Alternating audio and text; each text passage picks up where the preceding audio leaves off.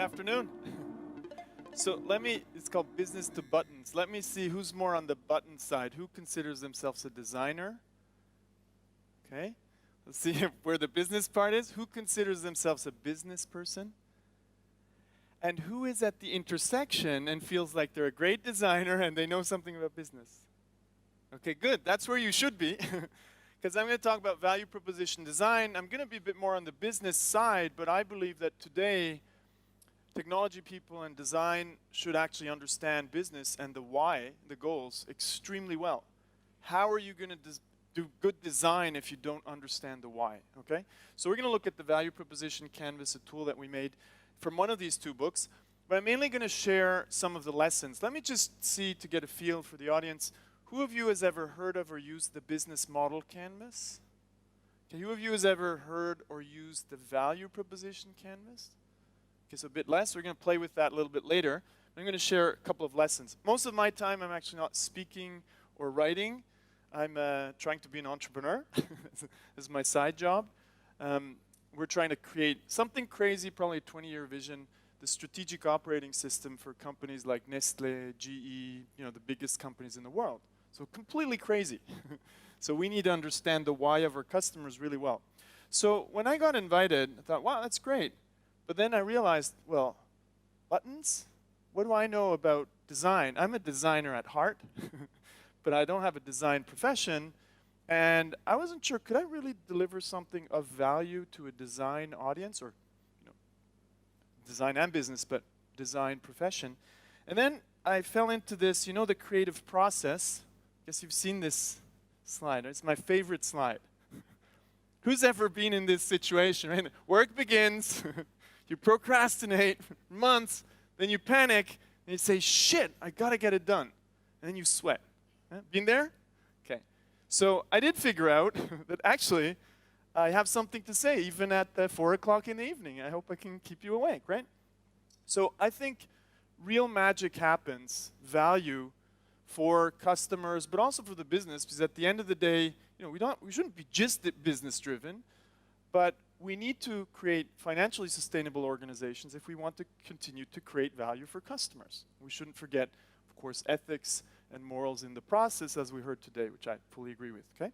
But I think this intersection between design, technology, customers, and business is where real magic happens. And I've been living at this intersection. I've been trying to make tools so people from the different areas here can better collaborate and create value. Because I don't think these collaborations are great yet. Here's some proof. 72% of all new product and service launches flop. 72%. What does that mean? Let me translate. 7 out of 10 new products or services, they fail. So look around you. There are only 3 per 10 people. You can do the math. Look around you. 7 of you are working on something that's going to fail. Hands up if you're working on something that's going to flop. And some of you know it. Some of you don't want to put your hand up because you don't want to tell the truth, right? Now, is it because people are stupid? Absolutely not. It's because the processes are often broken. It's how we work that leads to this. It's not the people themselves. It's the processes that we have in companies often, in particular when we do new stuff, okay? So let's get beyond this, but I want to get us to discuss very quickly. Chat with your seat neighbor for 1 minute. 1 minute. Have you ever been in a situation where a product or service has flopped because there was bad collaboration between the different stakeholders, meaning design, technology, and business, okay? Share one of your strongest experience in this field. Just 1 minute, okay? With your seat neighbor. Let's go. With your seat neighbor. Come on. 1 minute. 1 minute. That's it.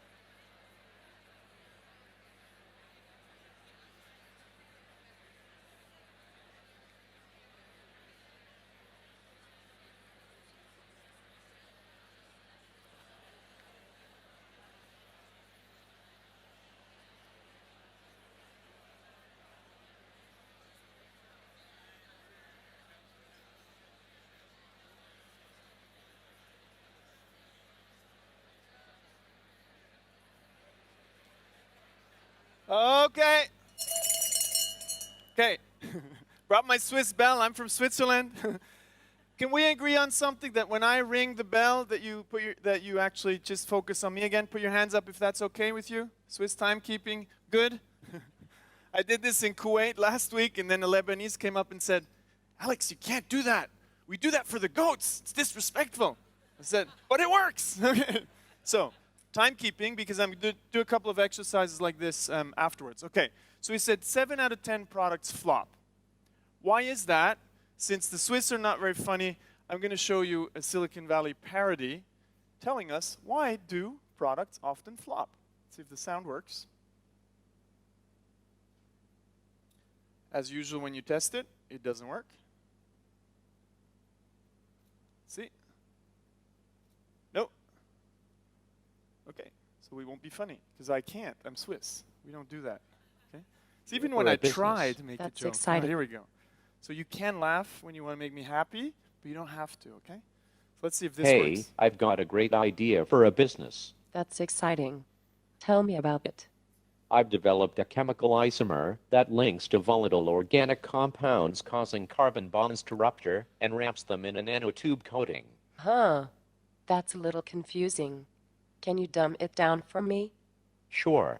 What I do is I take a proprietary isomer that I developed with a picric acid wash that hollows out the carbon bonds and replaces them with a nanotube wrapping. Okay, so I guess it's pretty technical. Oh yeah. I've been working on this isomer for 9 years. So what's the business idea? To sell it, To who? everybody will want one, What for? so they can wrap their volatile organic compounds in carbon nanotubes. I think you might need a target customer.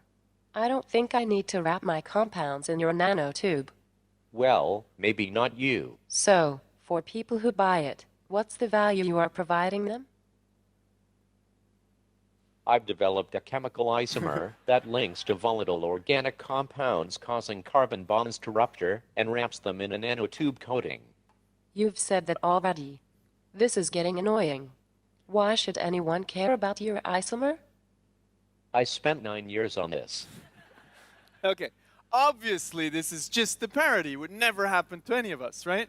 But the reality is we get so excited about what we're doing and what we're working on that we sometimes forget this very simple thing of, mapping back to the customer, how are we really creating value and why, okay? So while it's common sense, it's not common practice. So I think we can do better. So I'm going to talk about a couple of things, 6 things actually, 5, 6 if I can make it. The UX and UI of business tools, my profession, I make tools for business people, designers, technologists. Understanding value propositions, we're going to play with the value proposition canvas. And then this lean startup thing. Who's heard of lean startup? So I'll take kind of an interesting angle on it. Build, measure, learn. Really? You'll see. Okay? Testing lessons from the field if we get there, okay? So let's start with this one. Who of you has one of these in their pocket today? One of these? Like this one? But you're a really interesting person. Like this is the first mobile phone ever. It's the Motorola Dynatac. You have one in your pocket? Can you pull it out? I mean, out of your suitcase, sorry. So crazy, right? 1985, nobody has these things anymore, would pull it out in a meeting. Well, if we look at the tools we often pull out in business and design meetings, they're from 1985. Like, why the heck would you do that? You don't pull out a phone from 1985. So why is it when it comes to some of the business tools we use in design, technology, marketing, etc., when we work together, they come from 1985. The world changed a little bit since then. So I think that's a bit of a problem. So I love this quote from Marshall McLuhan, "Our age of anxiety is the result of trying to do today's jobs with yesterday's tools." So I think tools are not just, templates, I can make one. And no, I think these are serious things that help us do better work. And they actually help us always focus on the why, and they help us go beyond what I see a lot in meetings with business people, of course, but also designers, a lot of blah, blah, blah. How do we get beyond the blah, blah with better tools? When I started out working, doing a doctoral thesis on this, we came up with this one for the topic of business models. And the idea was to create something that can tell the story, talking about stories, tells the story of how as an organization you create, deliver, and capture value, okay? So that thing worked pretty well. And we were pretty curious. So a lot of views on YouTube, but also millions of downloads. So that made us curious. When I say us, it was back then my former PhD supervisor, now my co-author and friend, Yves Pigneur. We asked ourselves why, and we did a little bit of research. So we figured out business tools like that, like the business model canvas, work well because they're visual, according to the people we interviewed, because they facilitate a group discussion, okay, which is very important in today's world where a lot of people collaborate on products, okay, and they're practical and simple, conceptually sound, which is actually something that's pretty hard to achieve. And the last one, they're intuitive. We can pull them out in a meeting and we can start working with them. We get better and better with them, okay? So that's the first part. Then we asked, well, how did this thing actually create value for you? And we figured out, here are a couple of things that I'm going to emphasize just because it's important for this audience. Well, it creates a shared language. Better tools, personas is one that you're familiar with, but I think we need to go beyond those, right? Story mapping is another one. There's a series of tools that we need to master because they create a shared language. It's incredibly important, shared visual language. They lead to better teamwork, and very important for us, better collaboration across disciplines, because design alone, business alone, technology alone can't do it. And we know that, but we don't have yet the right processes to work well in these multidisciplinary teams. So we need to get there, okay? So this was where we started out, and the idea was, okay, people are going to map their business models. And they did. Millions, literally millions of people did that. But then we saw another phenomena, like often when you design, well, the reality looked different. Who of you, a lot of you had your hands up. Who of you has done this? Tons of sticky note in that value proposition block. Right? Well, you were using the wrong tool for the wrong job. And we realized that well, maybe we're doing something wrong here. We need another tool. One, for those of you who know the business model canvas, this is the box for the value proposition. Maybe we need another tool, not to tell the story of how we create value as a business, but how we create value for customers. So he said, let's come up with another tool. One that goes hand in hand, right? So we focused on here the value proposition for specific customers. We wrote a new book, and we came up with this framework, which we're going to look at a little bit later on, which is, okay, we have customers. Could we go beyond the persona and really understand their jobs, pains, and gains?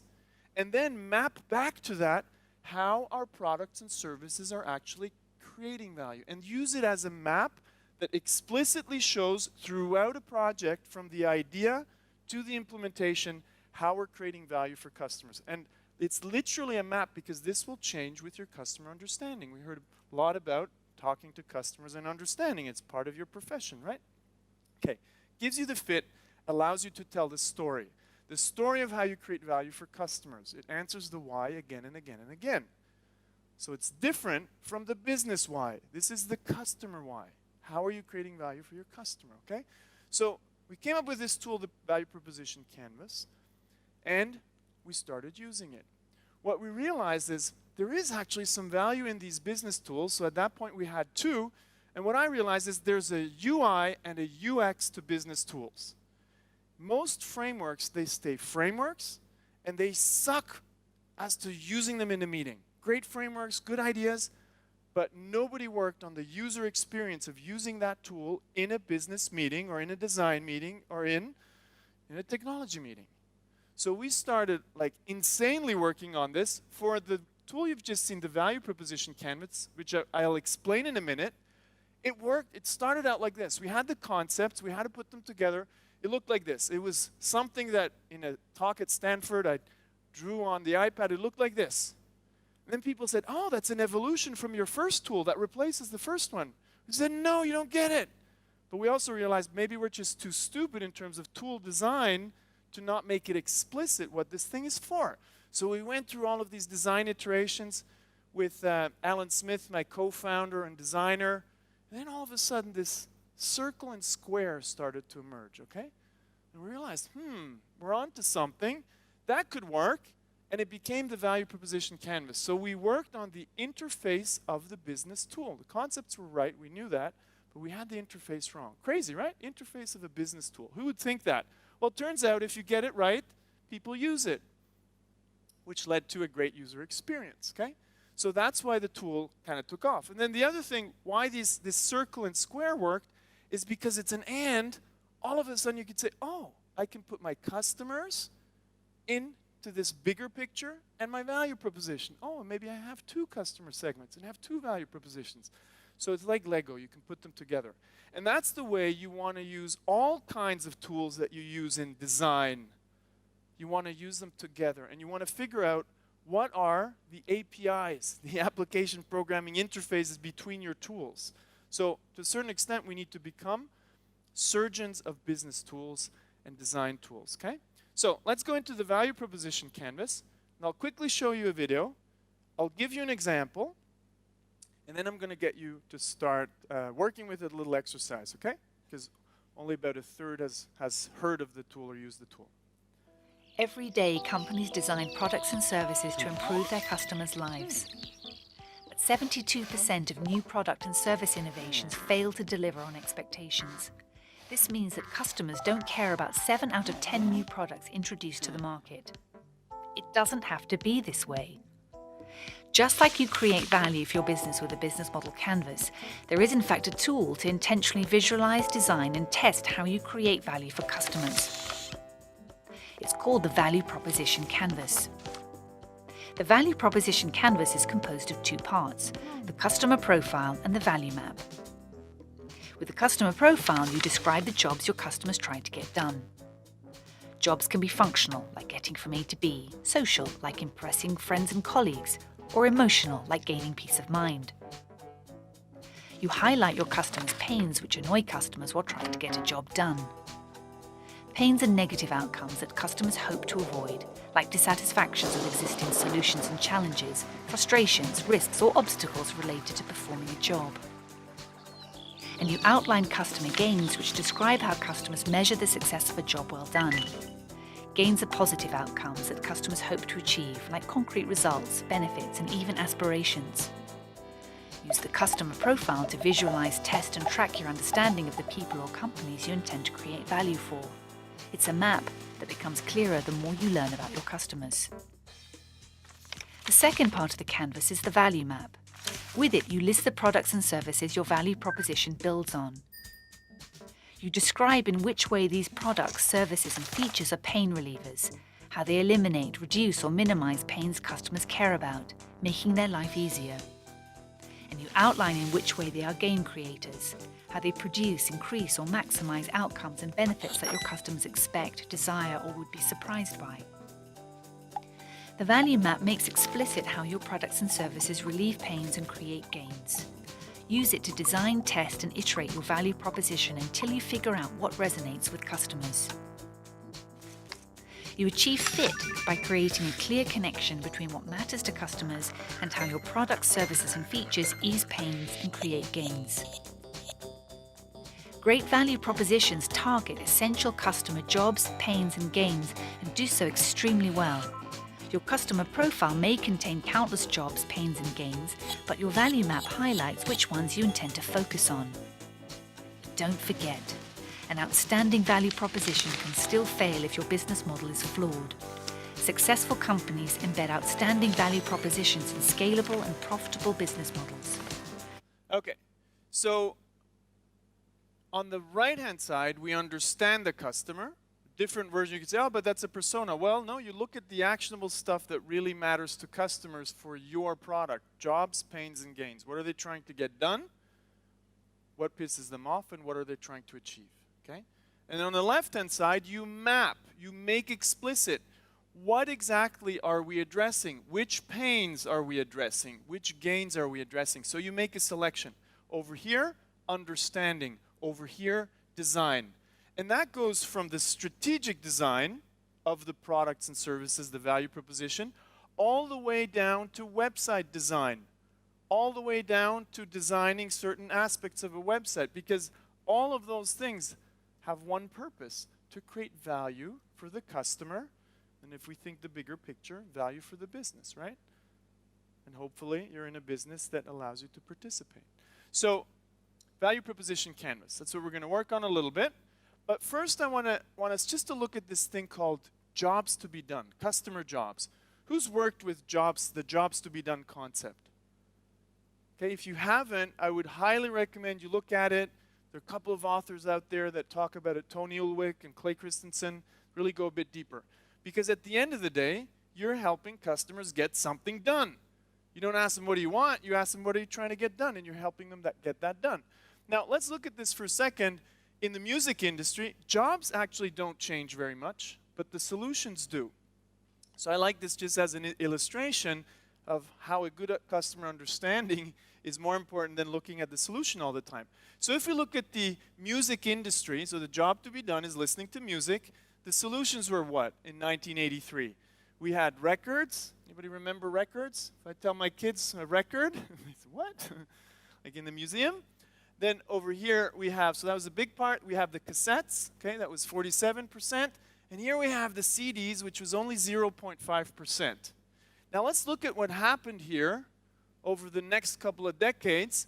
So what happens is the cassettes eat up the vinyl, the LPs, right? Cassettes get bigger, and CDs at the same time eat up cassettes, okay? CDs take over everything. Many of us remember that. And then what happened? All of a sudden, in 2003, CDs, they dominate the market, and then it changes, okay? Well, the internet became big download, a lot there, okay? Albums on the internet, music videos. So it goes away, okay? It goes away, and in 2013, the picture is very diverse. So see how fast the solutions can change? So if you have a fundamentally good customer understanding, it'll be a lot easier in terms of jobs, pains, and gains of staying up to date with the technology solutions. It's a pretty amazing thing how fast that goes. And we see that in many, many different industries and areas, okay? So if we look back at the bigger picture, I'm going to give you one example. And it's not at the level of user experience design. It's at the level of business design, okay? But I think it's good for us to think business because together, as collaborators from those 4 areas, remember that I mentioned, we create value together. I think business people should become better designers, and designers should become better business people, okay? Who agrees with that? Let me see. Took a little bit of a risk there. See? If nobody had put their hand up, I should have just left the stage. So let's look at this thing called Hilti. Anybody of you ever heard of Hilti? Funny, right? None of you is in the construction industry. That's their customer segment. I'm always amazed. They have a wonderful brand. What did Hilti do? Well, they were a manufacturing company focusing on selling light machine tools for builders like drills, okay? Then they asked themselves, 1-2 decades ago, man, we make great drills, but they're so good that customers never replace them. How can we continue to exist, not even to grow, but just to sell enough so we could pay our people? So they had to kickstart growth, and they said, well, we need to understand customers. Good news is they had a direct sales force that could really talk with customers deeply, and what they figured out is the biggest job to be done is obviously not to buy a drill, not even to make a hole. What was the biggest problem of these construction workers and their companies? The biggest job was this: managing, maintaining, and replacing the tools, meaning having the right tool at the right construction site at the right time. Why do you think that's such a big issue for a construction company? Right tool, right place, right time, and it needs to work? Because if it doesn't, this small, silly tool, teams might stop, the whole construction site might stop, and it becomes very expensive for the construction companies. You have to pay penalties. That was the big job, the big pain. So the question is, okay, how does a customer profile then look like? So Hilti started not just mapping out the customer profile of construction workers, but they said, let's try to understand the construction companies, and in particular their CEOs. Okay, so who you target is important. So they started to understand. I'll keep it high level. If you do this for real, you would go a lot more in detail. Okay, so the examples are relatively high level. So take a CEO of a construction company, medium, small, would be finding and executing contracts, respecting deadlines, planning the fleet. Okay, that's what they're trying to get done. What are the pains related to that? Well, they want the newest tools, but they don't want to invest in tools. They definitely don't want broken tools, stolen tools, or delays resulting from that, because that leads to penalties, leads to stress, leads to financial problems. So we have the pains. And when you think of pains, it's not just stuff that doesn't work, it's risks that customers, users might have, that they fear, okay? Real or not, doesn't matter. It's a fear of a customer that we should understand. Now, what were the objectives? Obviously, they want to have profitable contracts. They want access to newest tools because that leads to safety. Most important, they want 100% uptime and predictable costs. Okay, so you can already see there are conflicts here. Newest tools, but they don't want to invest in them. So what could Hilti do? What could they do in terms of product or service design? How could they create value? Would another drill do it? Another better drill, faster, more precise, better looking? Wouldn't work, right? So they asked themselves, well, if we prioritize here, most important, they started to prioritize these jobs, pains, and gains. They asked themselves, what could we create? What's the value proposition to help these people? The new thing that they could create to create more growth. And they came up with this thing here. Just very briefly. Have you ever wanted to just focus on your work and forget about administrative issues and managing your tool fleet? If so, Tool Fleet Management, Hilti's long-term tool usage service, is for you. We take care of your tools while you focus on the job. Hilti helps assure that your team will have the best tools, each unique and labeled using RFID and an inventory number so you can maintain control of your tool fleet. If something breaks down, no problem. Hilti has another way to make your work easier. We repair or replace your tools quickly at no additional cost. Hilti will also update your tools on a regular basis, always with the latest generation models. All this on a single monthly invoice. Okay, see how that works? So let's map this out. Here we have the service, but the service alone doesn't matter. It only matters if it addresses jobs, pains, and gains. So let's make this mapping explicit. Okay, well, no cost for repair and replacement. Oh, we saw something over there. Subscription model. Oh, so I get access to the newest tool and I don't have to pay an upfront investment? Huh, that sounds like an interesting thing, relieving some of my headaches. Let's look at the gain creators. Oh, I now really get access to the newest tools? Helps me with safety. And you replace my tools if they're broken? I don't have to take care of shipping them around? Hilti took over the entire logistics, which is a pain reliever and a gain creator at the same time, okay? And all of that leads to what? Sound cost management. So you need the same kind of thinking at the strategic level like here, or at the tactical level where you're making things happen. Because behind this, there was service design, there was an online fleet management system, but you can only make that when you understand the real motivations of your customers. So you need to go deep. And again, sounds like, oh, common sense, not common practice.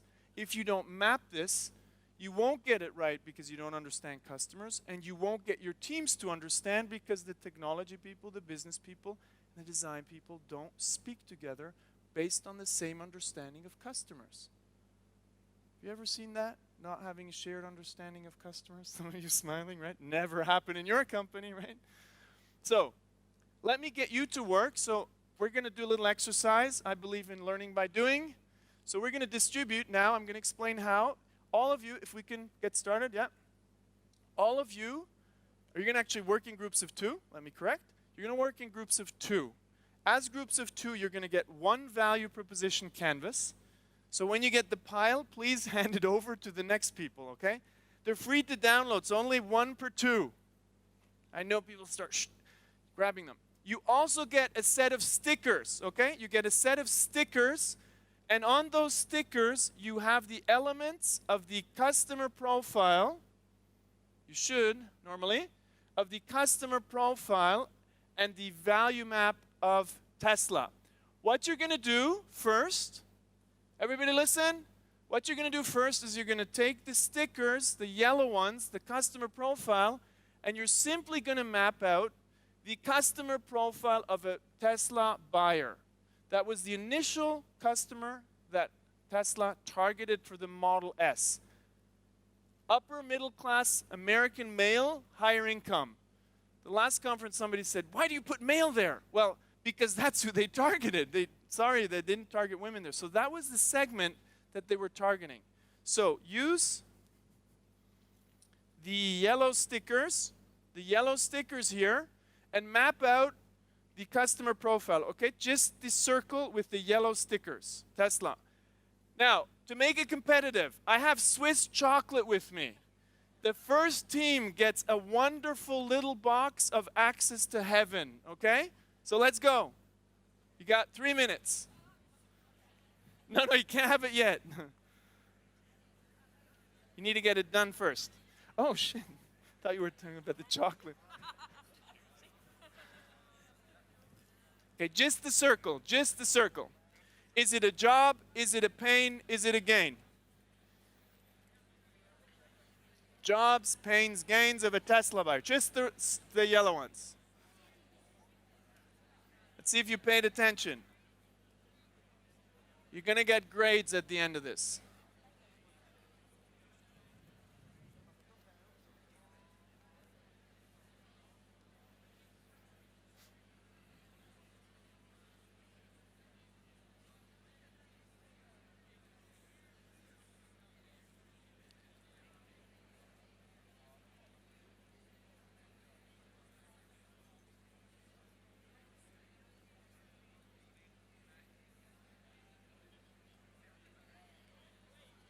Done. Okay, we got the first team.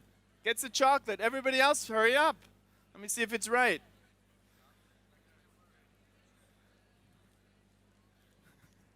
Close. There you go. Okay.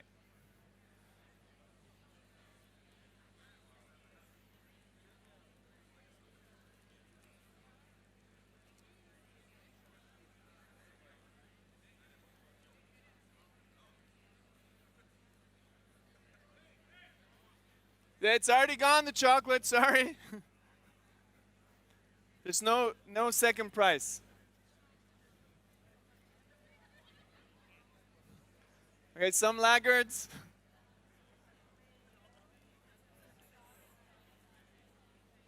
Got it, good. No more chocolate.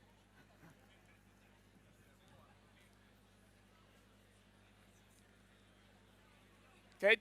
10 more seconds. 10 more seconds for those who are not done. There's no more chocolate.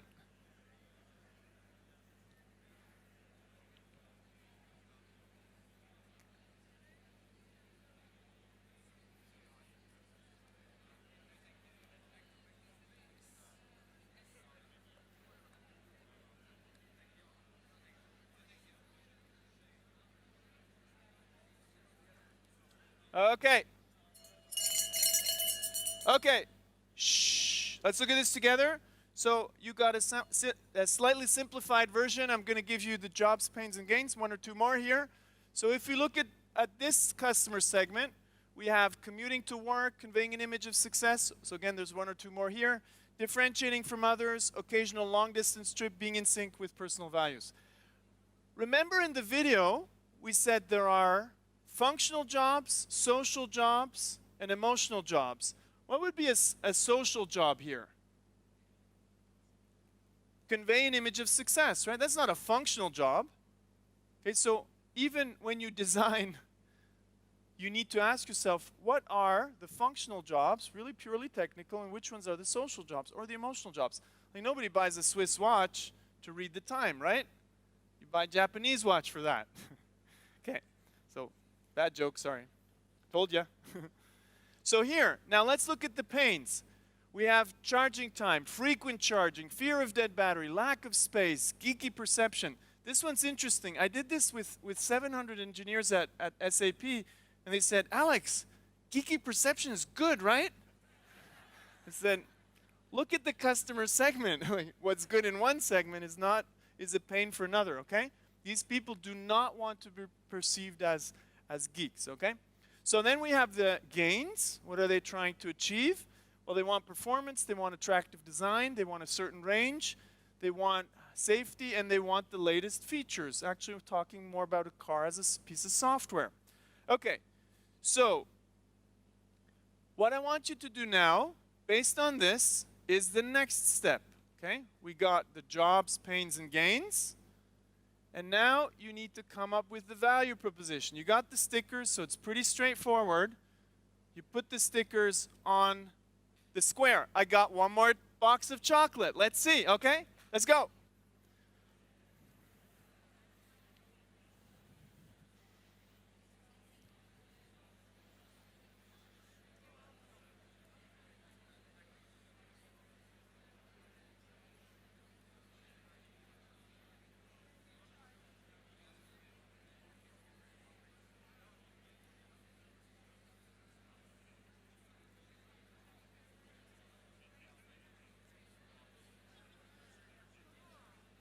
Over here was first. Sorry, let me check if it's kind of right. Yeah, close enough.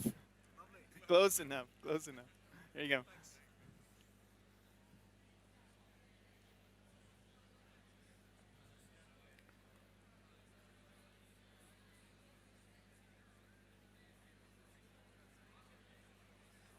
It's already done. No more chocolate. No more chocolate. Sorry.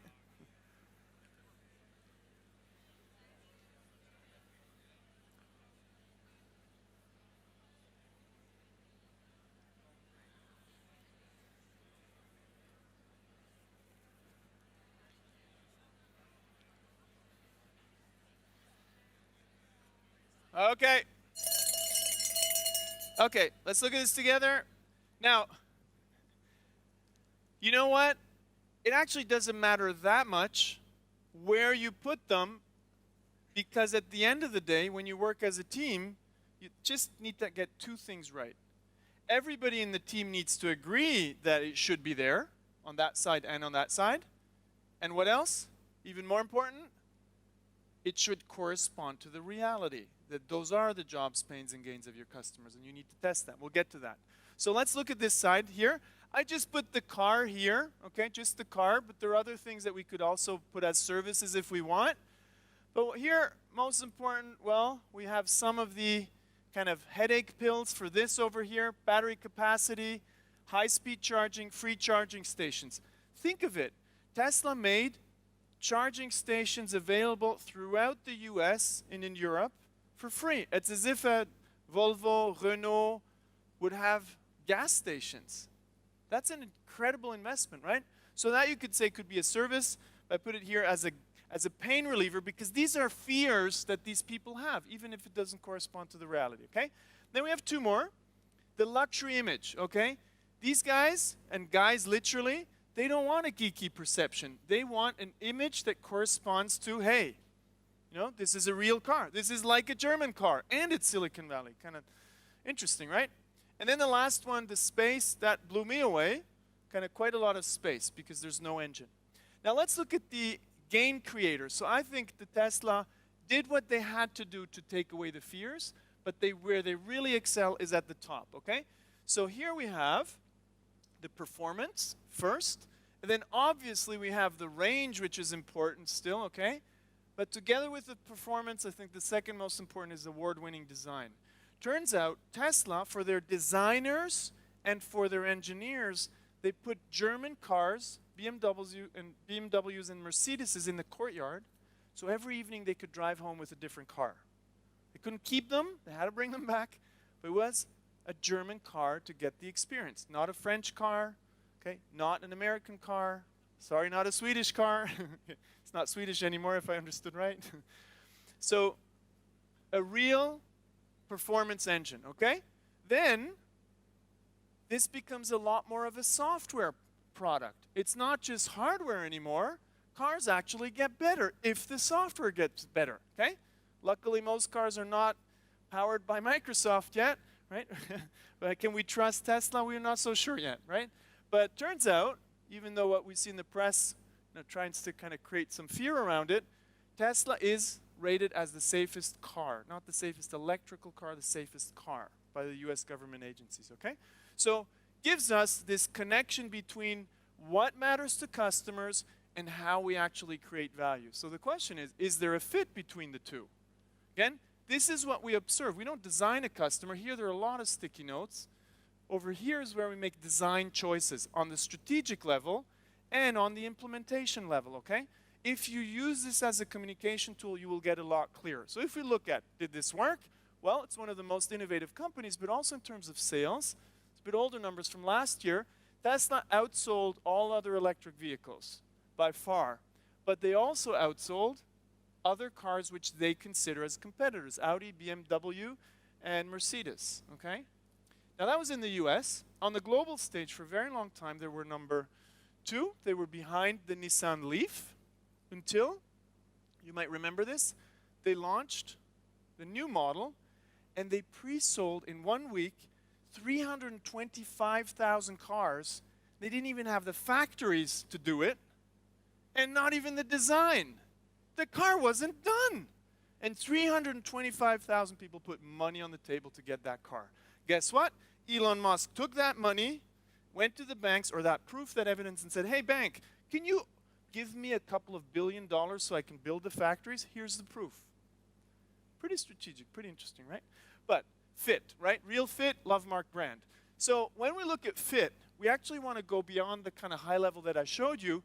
We want to be able to quantify gains and pains in terms of money, percentages, or time. Go to a bank, how long do I have to wait? Investment product, how much do I expect in terms of performance here, percentage, etc. Okay? That means us, as designers of value proposition designers, we need to ask how can we eliminate, decrease, reduce, or minimize the pains over there. And that goes at the strategic level and at the implementation level. And everybody should understand what we're trying to achieve as a team, as an organization, okay? Goes even beyond companies. It's for governments, not-for-profits, the same thing. How do we create value? Then on this side, it's about how do we create, increase, improve, or maximize gains. Again, if we can quantify, we should. Because if you can't quantify over here, how are you going to judge if your design actually creates value? Do you see what I mean? We're often very fuzzy over here. Personas for me are too fuzzy in the sense that how am I going to make a good design decision if I don't know what jobs, pains, and gains really mean in a hardcore way, okay? So it makes those things practical. And it's not either or, it's personas and this kind of tool, okay? So not one or the other. So what we've seen in the other example is simply just something like this. What kind of range do these customers expect? What kind of range do we deliver? We should be able to do that for our products. Waiting time on a website, etc., etc., etc., okay? Good. Now, don't have a lot of time left. 2 more things to say. First, build, measure, learn. Really? Who performs build, measure, learn? Who does this stuff? Lean startup. It's not a trick question. You can put up your hand if you do it. Who does it? Who tests their designs, their user experiences? I was getting a bit nervous here.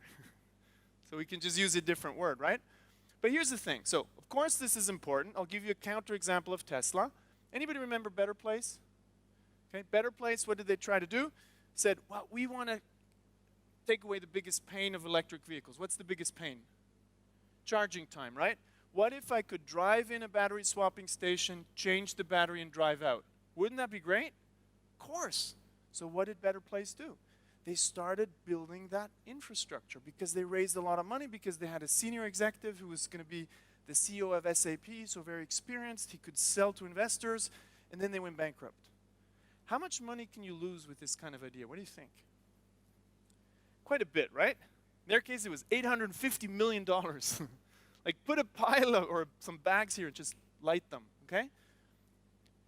It was because they didn't test nor their value proposition nor their business model. So, of course, this doesn't work. So, okay, let's use this lean startup thing, testing our business ideas, build, measure, learn, right? Build a prototype or a mock-up or a wireframe, measure with customers, and learn. Guess what happens if you tell people build, measure, learn? Designers and technologists. They're going to build something. But what you want to first do is actually think, dream, conceptualize, and hypothesize, and ask yourself the why. So basically, before doing all of this, you need to shape your business ideas and ask one thing.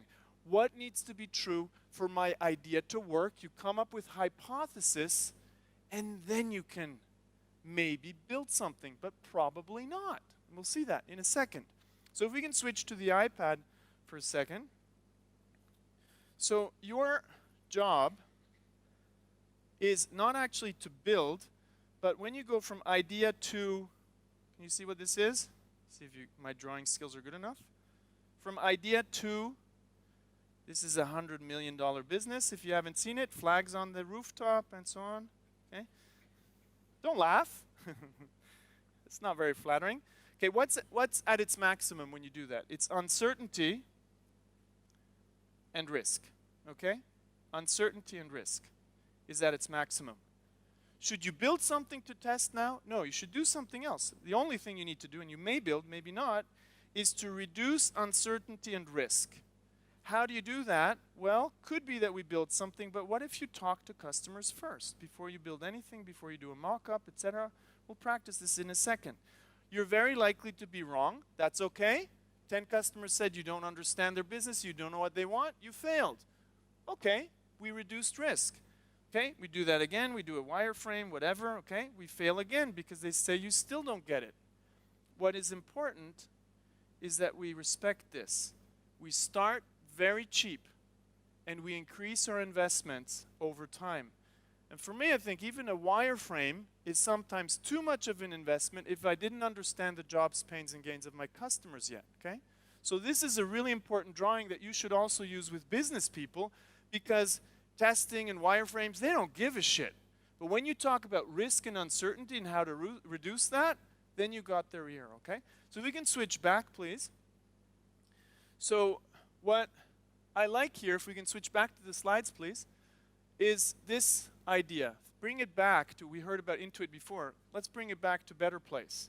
Most companies can say for every one of their failures, they had a spreadsheet that looked awesome. What does that mean? You can always make the numbers look good, but if you don't test, the numbers mean nothing, okay? So, Steve Blank, we've certainly heard of, the kind of inventor of the lean startup before Eric Ries made it popular, says you need to get out of the building and talk to customers. So why don't we do that and ask ourselves that concrete thing? So I'll do a little exercise with you. What you really want to do before you build or wireframe anything is this. Ask yourself, what are the hypotheses and which ones are the most important ones? And then you wireframe, you test something, maybe you don't need to, okay? So IDEO likes to talk about design thinking and how you actually test things. So they talk about desirability, should we build it? Feasibility, can we build it? Viability, so do people want it? Should we do it from a financial point of view, or can we build it? So it's the same thing for business models and value propositions. Okay, interesting thing here. Desirability, feasibility, viability. Do customers want it? Can I build it? Should I build it from a financial point of view? Okay, same thing here. For the right-hand side, for those of you who know the business model canvas, for the value proposition canvas. Same thing.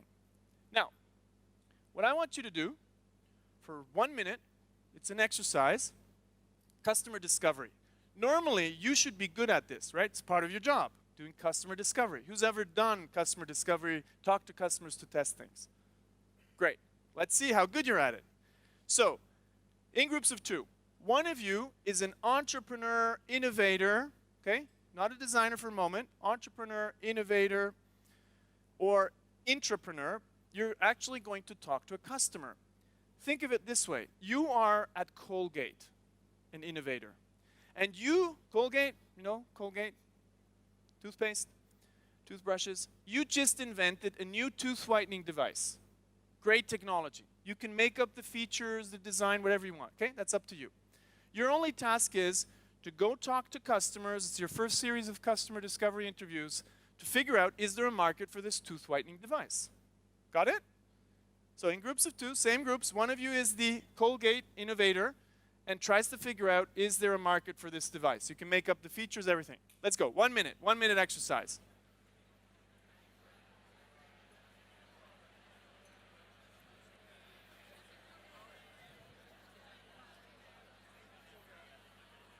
So,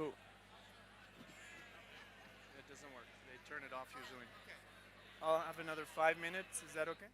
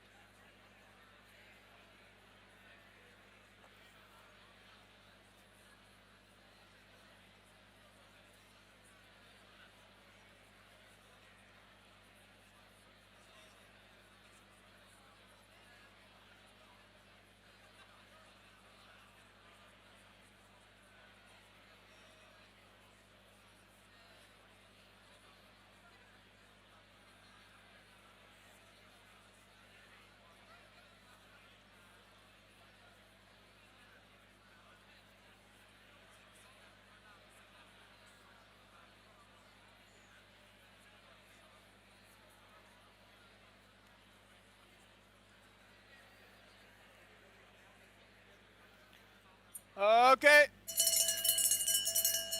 Okay. So, let's see how good you were. Let's see how good you were at this. So, normally, you should not ask for opinions. Like, would you buy this? Do you like this device? How much would you pay?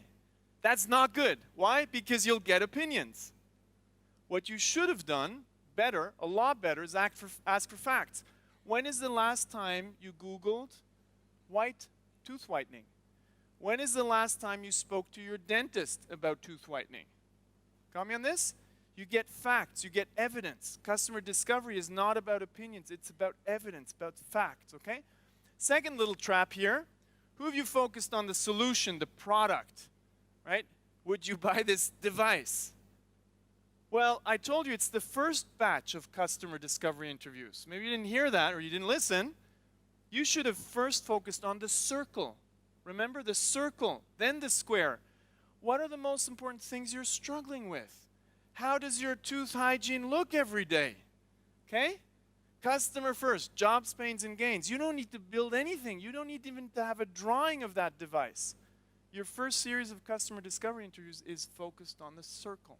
Okay? That's the first thing you need to do. Simple lesson. Again, common sense, but not common practice. Okay? So when you have this thing, you know, this map, you have 3 goals. Invalidate what was wrong on your map.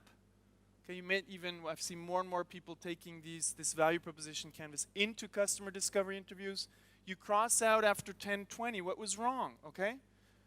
Or you validate after 10, 20, 100, 500 interviews, you start to see, well, those are patterns. You might see, oh, maybe I see the pattern in that segment, so you start segmenting based on jobs, pains, and gains. And then, of course, while you're doing this, you will see a lot of new things. And I know you do this in your job, but do you map it explicitly and share with everybody else in your team and in other disciplines? That's the tricky thing, okay? We need to go beyond disciplines and share. If we don't have visual tools, we'll remain in the blah, blah, blah and continue to create 7 out of 10 products that fail, okay? So here you can see some from a real project where this was actually an industrial company where they start putting this on the wall, and they have a series of this. And if we look at a more concrete one, this was a customer profile, they put this number here, so they kind of repurposed the tool, which means 11 out of the 20 interviews that they did had exactly this kind of pain, okay? Simple stuff, again, common sense, but mapping is not common practice, yet so powerful to discuss with business people and technology people in the whole process. Then we had another one here that we saw people labeled it C, this is the job, and these are the pains related to the job, so they would put letters on it. So simple stuff to have a shared language and a better understanding, in this case of the customer, before the design even. And the last thing, I'll leave you with that, we need to stop after this, is working visually, which you in the design profession do really well, but you need to do this with business people. Display all of the customer interviews. Organize, find patterns in those jobs, pains, and gains. Synthesize and come up with those new things, okay? And then you can make your persona after that. I think that's great, but not before. And then you start designing, okay? If you don't have this good understanding, design makes no sense. Even wireframing makes no sense, okay? You need to start from a good understanding here. And all I wanted to give you is this idea of visual tools. You can use ours, you can use others. It's extremely powerful. You already have a tradition of using this. Do this more with business people. That will help the whole kind of organizational space go beyond what I like to say, blah, blah, blah. We can't live with blah, blah, blah. Thank you very much for your attention.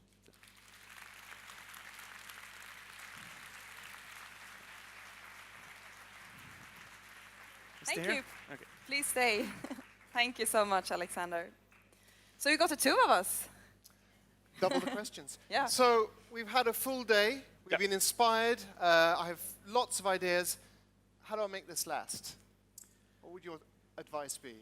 Like the whole conference experience. Doing it. I think, you know, finding projects where you can actually almost infiltrate and start using these visual tools with, you know, people in your team, with business people, using their language. So remember, I used uncertainty and risk. I think the big thing is, we know, and when I say we, I'm a designer at heart, you know, belong in this community. When we use our jargon, people will go like this. If we start using business words, then design will come here. If we're open to business people and don't, you know, vilify them. I heard today a couple of, you know, all these business people, and I think we're in it together, right? We're in it to create value, so we need to use each other's vocabulary and create a shared language. That's just kind of my take on it. Any design words that are, you know, like really horrible to hear for business people? Design words. Yeah. That make business Prototyping. people cringe. Okay. Prototyping. Really? Mock-up. Yeah, I think so. Like in a workshop, they'll like it, Okay. but not in a real meeting. Depends. Good to know.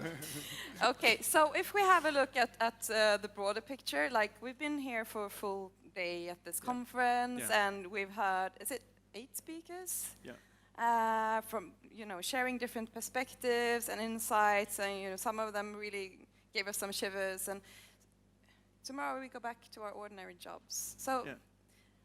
how do you take action on all the inspiration and insights you gotten from today? Like, what would be your tip? Yeah. 2 things. One, I found it fascinating, the passion at this conference, you know, just also, you know, from the topics, but also the audience. Really, we want to create value. We believe in the why. We want to go beyond, making money, you know, that kind of stuff. I think that's great. And we should bring that back, and we should spread that passion. But again, kind of use the vocabulary that will get people in as partners, not as enemies. I usually like when people, after a conference, they make a contract with themselves. Take a piece of paper, write down, what's the one thing you're going to do differently tomorrow? The one thing. Just start with one. Because if you have 5, you're never going to do them. And then sign it, okay? Sign it, because otherwise it's not a contract. I think it's as simple as that. And maybe not think that everybody in your company is in the same mindset when you get back. That is so great. Thank you so much, Alexander, Thanks a for lot good for the advice. invitation. Thank you. Awesome to be here. And Thanks. here's, of course, a gift for you. Oh.